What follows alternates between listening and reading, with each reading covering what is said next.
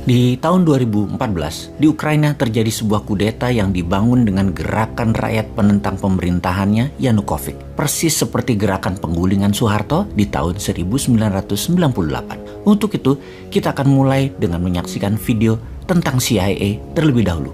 Bagaimana CIA menggulingkan sebuah pemerintahan. Baru cerita tentang bagaimana operasi intelijen CIA di dalam kudeta pemerintahan Yanukovych di tahun 2014 di Ukraina. Video kali ini disponsori oleh Dinaran, sebuah platform jual beli emas yang bisa menjadikan emas sebagai alat tukar, berinvestasi sekaligus memiliki ATM rupiah atas emas yang diletakkan di kastodian Dinaran. Rupiah Anda bisa diambil di seluruh ATM di Indonesia dan bisa melakukan transfer antar bank ke semua rekening bank. Untuk bergabung, klik aplikasi Dinaran di Google Apps dan Apple Store. Kita saksikan videonya.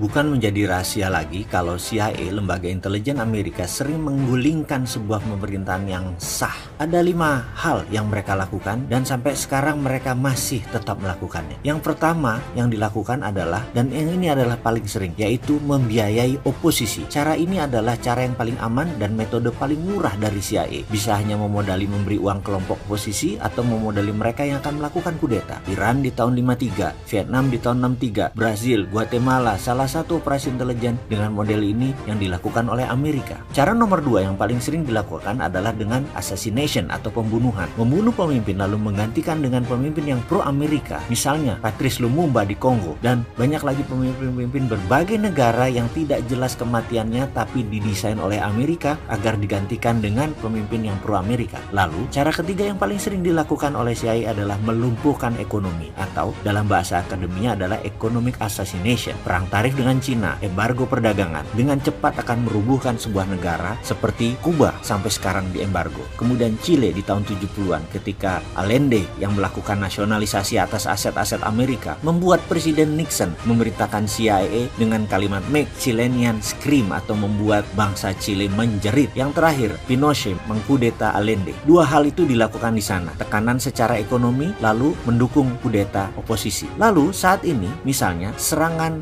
mata uang lira di Turki yang menjatuhkan 40% nilai Turki dalam setahun terakhir dan membuat banyak investasi keluar dari Turki. Kemudian juga Venezuela diserang dengan economic hitman sehingga inflasinya lebih dari 1000%. Indonesia di tahun 1997 adalah bagian dari economic assassination untuk merubuhkan rezim Soeharto. Kemudian saat ini yang paling sering dipakai adalah nomor 4, yaitu pengambil alihan kendali atas media. CIA akan membeli koran, membeli TV, membeli radio untuk merubah opini publik dan melakukan kampanye anti penguasa yang anti Amerika. Di Italia, CIA pernah membeli koran Rome Daily American agar Italia tidak jatuh ke tangan komunis. Namun sekarang petinggi CIA pernah berkata lebih gampang membeli wartawan dan redakturnya daripada membeli koran atau media. Karena itu banyak sekali sekarang foreign jurnalis yang dibayar oleh CIA, dan di media warfare ini kuncinya adalah kendali informasi, di mana sekarang meluas ke internet dan medsos dengan analitik strateginya. Terakhir adalah membangun kepanikan atau menciptakan chaos, menciptakan ketegangan sosial. Seringnya ada demo atau street protest, itu adalah bagian menciptakan kekacauan atau chaos. Turun ke jalan berdemo adalah CIA style sekali. Coba lihat, coba ingat-ingat di Indonesia yang sedikit-sedikit turun ke jalan, belakangnya pasti siapa? Kita bahas detailnya di chapter yang lain. Dan pastikan mereka yang turun ke jalan itu tidak tahu apa motif asli demo tadi. Itu adalah kunci sukses demo. Misalnya tokoh Iran Muhammad Mossadegh yang menasionalisasi aset minyak Inggris di tahun 53, digalanglah demo besar-besaran sampai terguling. Dan kemudian boneka Amerika, Shah Iran, dijadikan monarki lagi. Juga demo panjang Hong Kong saat ini. Demo besar misalnya kemarin di Malaysia untuk menggulingkan Najib yang pro Cina beberapa tahun yang lalu. Ini semua adalah sedikit informasi tentang organisasi rahasia dan bagaimana operasinya. Dan masih banyak lagi yang sebenarnya kita tidak tahu. Jadi ke depan ada baiknya Indonesia hati-hati. Kita harus punya strategi berlapis dan bermain cantik. Baru nanti kita salib mereka semua di tikungan. Barulah Indonesia bisa jadi negara besar.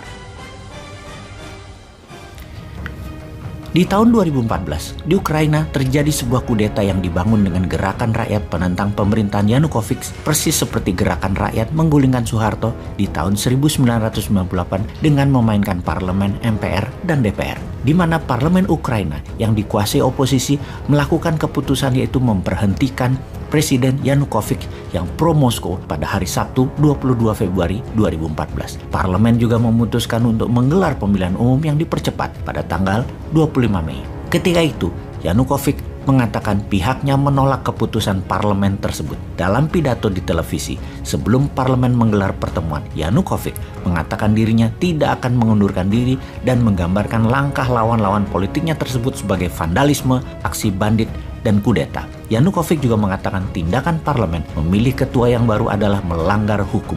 Demikian juga dengan keputusan parlemen untuk membebaskan pemimpin oposisi dari penjara, Yulia Tymoshenko, yang juga melanggar hukum. Tymoshenko adalah pemimpin gerakan rakyat di lapangan kemerdekaan di ibu kota Kiev di November 2013 yang menjadi pusat aksi menentang pemerintahan pimpinan Yanukovych. Aksi protes diwarnai bentrok dengan aparat keamanan tersebut menewaskan banyak orang. Setidaknya 77 orang tewas. Ukraina dililit krisis politik sejak Yanukovych menolak perjanjian dagang dengan Uni Eropa dan memilih hubungannya lebih erat dengan pemerintahan Moskow. Disinilah informasi kuncinya. Ukraina di bawah Yanukovych memilih ke Moskow yang didesain jatuhnya oleh Amerika dan NATO. Setidaknya itulah yang dikatakan Putin.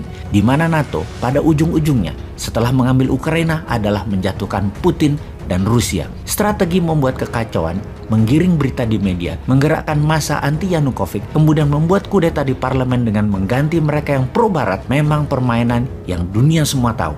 Oleh CIA itu biasa dilakukan.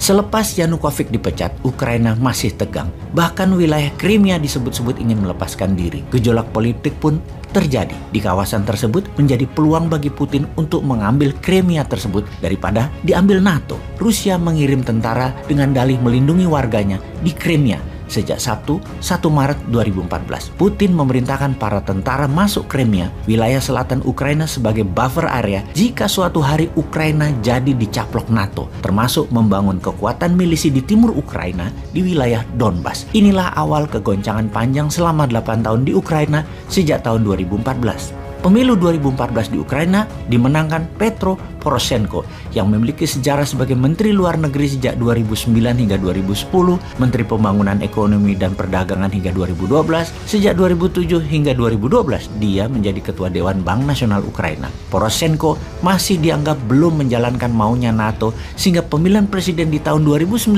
sejarah baru terjadi. Seorang pelawak komedian dalam serial Pelayan Rakyat yang dibintanginya ternyata tak hanya menghasilkan dirinya menjadi seorang bintang, tapi akhirnya menjadi benar-benar pelayan rakyat. Pada tahun 2018, dia mendirikan partai yang juga diberi nama judul serial yang ia mainkan, Pelayan Rakyat atau Servant of the People. Pada pemilu 2019, Zelensky berhasil menang dengan kemenangan telak lebih dari 73% suara. Meski tidak memiliki bekal politik, ada satu pernyataan Zelensky, yaitu kamu tidak perlu pengalaman untuk menjadi seorang presiden, kamu hanya perlu menjadi manusia yang baik. Zelensky dalam banyak isu politik telah menandatangani kontrak politik bersama NATO sebelum mendirikan Partai Pelayan Rakyat tersebut. Terpilihnya dia nanti akan membawa Ukraina menjadi NATO. Setelah itu semua instrumen bergerak sesuai maunya NATO dan maunya CIA tentunya, yaitu memenangkan Zelensky. Kita lanjut dengan rangkuman informasi strategi operasi intelijen penggulingan pemerintahan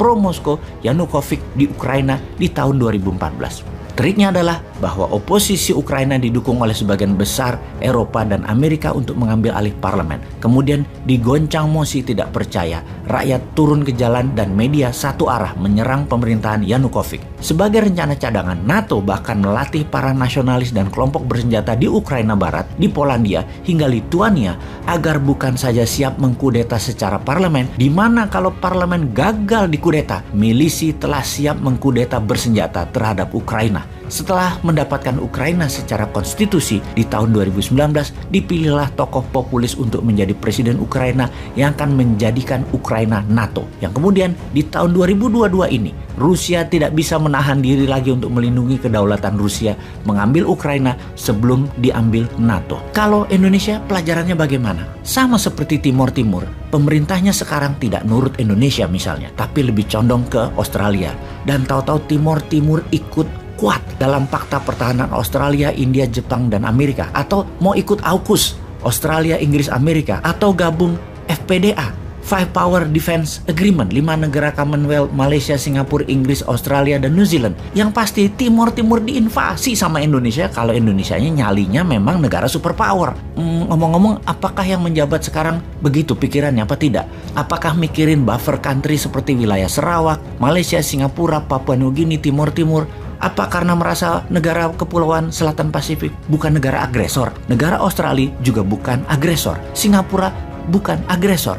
Nggak usah dipikirin gitu. Jangan gitu deh, nanti kaget loh kalau mereka nyerang.